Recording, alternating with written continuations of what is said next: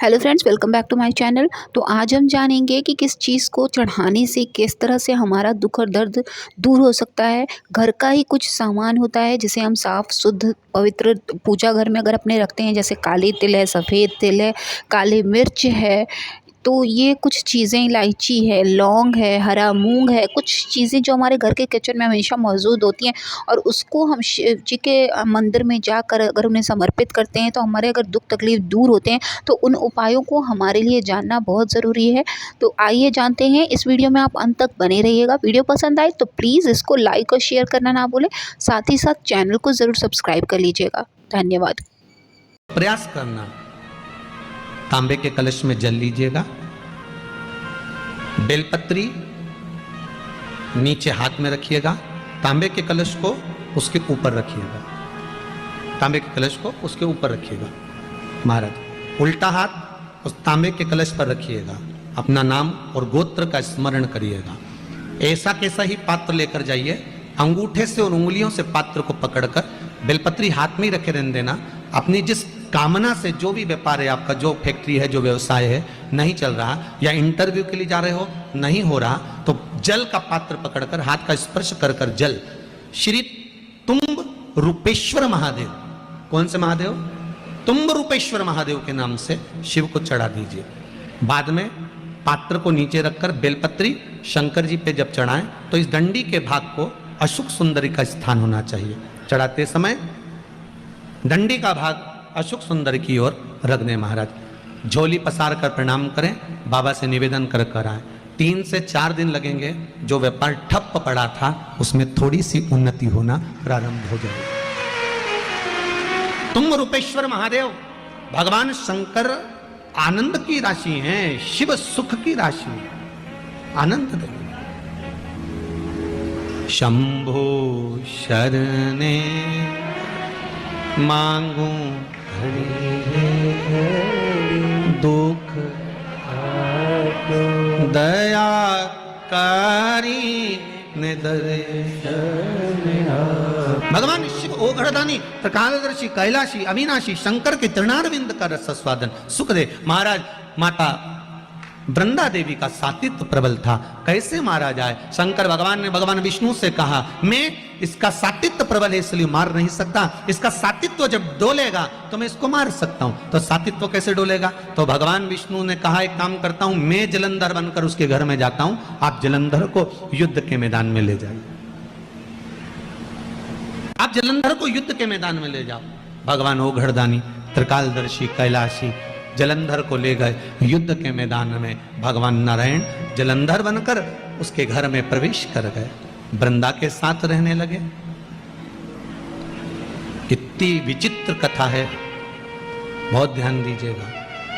मेरे शंकर भगवान ने भगवान नारायण से यह नहीं कहा कि आप जलंधर बनकर जाओ, मेरे शंकर भगवान ने यह नहीं कहा कि आप रूप बदल कर जाओ, मेरे शंकर भगवान ने यह नहीं कहा कि आप जाकर उसके साथ छल करो। मेरे शंकर भगवान ने केवल इतना कहा कि इसका सातित्व अगर पक्का है तो मैं इसको मार नहीं सकता।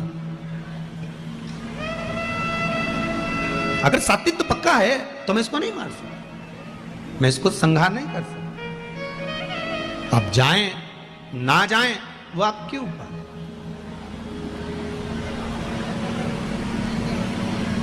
कहना शिव का काम है, करना आपका काम। आप अगर शंकर की भक्ति को धारण कर रहे हैं, शिव तत्व को धारण कर रहे हैं। एक माता जी ने लिखा है, गुरुजी आपने अभी और बहुत सारे पत्र तो यहाँ पड़े हुए हैं, ये पढ़े नहीं है परंतु उम्मीद है बाबा का। एक पत्र में लिखा है कि आपने जो सावन के महीने में शिवरात्रि का पूजन कराया था, उस समय पर मेरे हाथ में उस पूजन के 15 दिन पहले पैरालिसिस आ गया था, एक भाग पूरा काम करना बंद कर दिया था। फिर भी मेरे बेटे और बहू ने वो सावन के महीने की शिवरात्रि पर रात को जो अभिषेक करा, काली मिर्च उसमें समर्पित करी, उसी में से एक काली मिर्च उठाकर मैंने वो काली मिर्च खाई और बाबा की कृपा से 15 दिन के अंदर मेरा हाथ काम करना चालू कर दिया। ये विश्वास आपका था, ये भरोसा आपका था।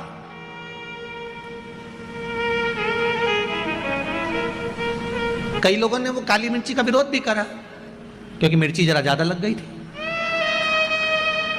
अब जो नी पढ़ता है उसको तो मालूम ही नहीं कि काली मिर्ची का वर्णन लिखा हुआ है। पहले भी हमने श्योर व्यासपीठ से कहा कि इस अध्याय में, इस श्लोक में, इस जगह पर लिखा हुआ है कि शंकर को काली मिर्ची चढ़ती है। बोला था कि नहीं बोला था?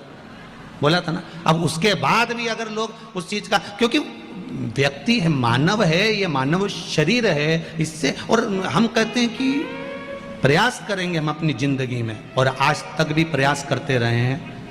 आपका विश्वास कभी नहीं तोड़ेंगे, इतना भरोसा रखना। इस व्यासपीठ से वही बोलेंगे जो इस शिव महापुराण में लिखा होगा। जो उपाय बताएंगे वो पुराण के अंतर्गत के बताएंगे, एक भी उपाय ऐसा नहीं बताएंगे जो जीवन में दुख दे। और आप लोगों ने उपाय करे होंगे, सबको लाभ मिला होगा। बोलो मिला कि नहीं मिला? इंदौर जैसे शहर के लोग भी अगर उपाय कर रहे हैं तो उसका लाभ जो लिखा है उसको बताओ।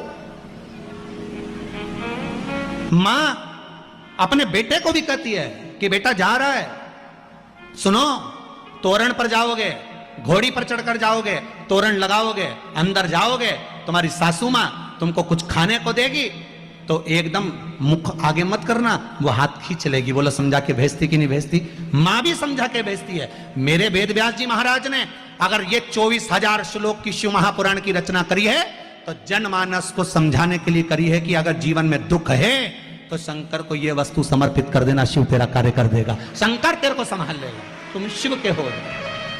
अब आगे आप लोग फिर वो दूल्हा अगर मम्मी की कहना नहीं माने, माँ का कहना नहीं माने तो लब अब वो माँ ऐसा करे सासू और वो मुंह लेके आगे आए, फिर वो माँ हाथ पीछे करे, फिर आगे करे, फिर पीछे करे, फिर आगे करे, तो लोग उसकी सखियां जितनी हैं दुल्हन की वो हंसी उड़ाए, फिर संसार। अगर वेद व्यास जी महाराज ने लिखा है कि आप शिव को ये समर्पित करिए, शंकर को जल चढ़ाइए, बेलपत्र चढ़ाइए, शमी पत्र चढ़ाइए, ये धतूरा चढ़ाइए, इस भाग को समर्पित करना है, अब आगे आपकी मर्जी।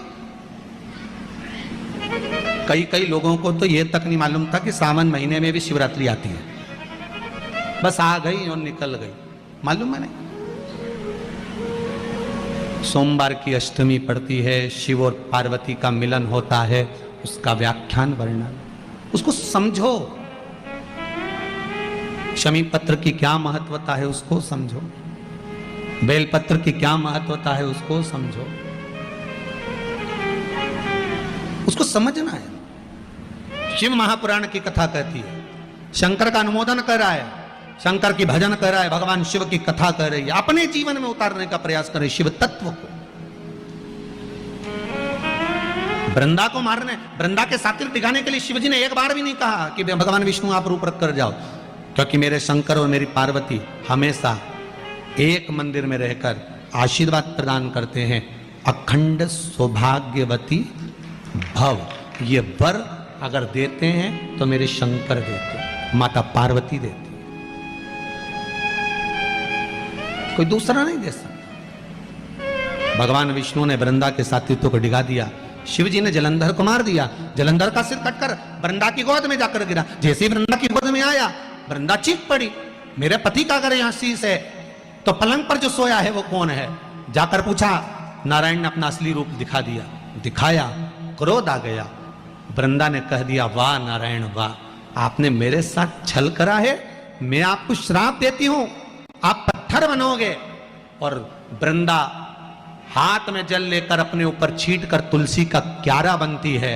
जब तुलसी का क्यारा बनने लगी वृंदा, शिव जी से कहा, भोलेनाथ आपने मेरे पति को मारा है, आज आपसे कहती हूं कि मैं तुलसी बनने के बाद मेरा तुलसी का दल आप पर नहीं चढ़ेगा।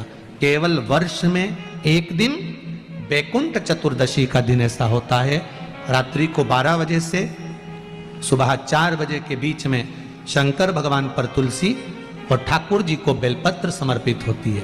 वो बेलपत्र और तुलसी को उठाकर शहद की शीशी में रखा जाता है। शहद की शीशी में उसको रखकर जो बच्चा पढ़ने में कमजोर हो, बुद्धि में कमजोर हो, जिसकी चंचल वृत्ति हो या मन पढ़ाई में स्थिर नहीं हो रहा हो, उसको 1 महीने तक वो शहद चटाया जाता है।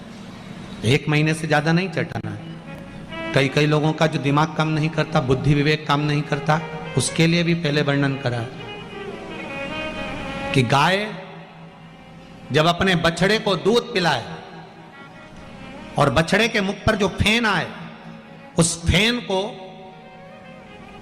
अमावस्या के दिन दोपहर में 12 बजे चम्मच में लेकर जो बच्चा चिड़चिड़ करता हो या पढ़ाई में मन नहीं लगता हो या दिमाग थोड़ा सा कमजोर हो, डॉक्टर के इसका विवेक काम नहीं कर रहा, बुद्धि काम नहीं कर रही है, उस बच्चे को 2 या 3 अमावस्या गाय जब बछड़े को दूध पिलाए, बछड़े के मुंह पर जो फेन आता है वो फेन उस बच्चे को पिला दिया जाए तो बच्चा विद्वान होता है, उसका विवेक काम करना प्रबल हो जाता है। जिसके शरीर पर सफेद दाग पड़ गए हों, चर्म रोग हो गया हो, चमड़ी सफेद पड़ गई हो, पूर्णिमा के दिन गाय जब अपने बछड़े को दूध पिलाए, उस बछड़े का मुख में जो फेन आए उसको निकाल लीजिए। पूर्णिमा की रात्रि को 12 बजे शरीर में जहां जहां पर सफेद दाग पड़ गए हो, चमड़ी सफेद हो गई हो, उस जगह पर लगा लीजिए। चंद्रमा की रोशनी में कम से कम आधा घंटा बैठ जाइए और बैठने के बाद में उसके बाद में फिर स्नान कर लीजिए। 2 या 3 पूर्णिमा उस फेन का प्रयोग कर देखिए, चमड़ी अपने असली रंग में आना प्रारंभ हो जाती है महाराज। माता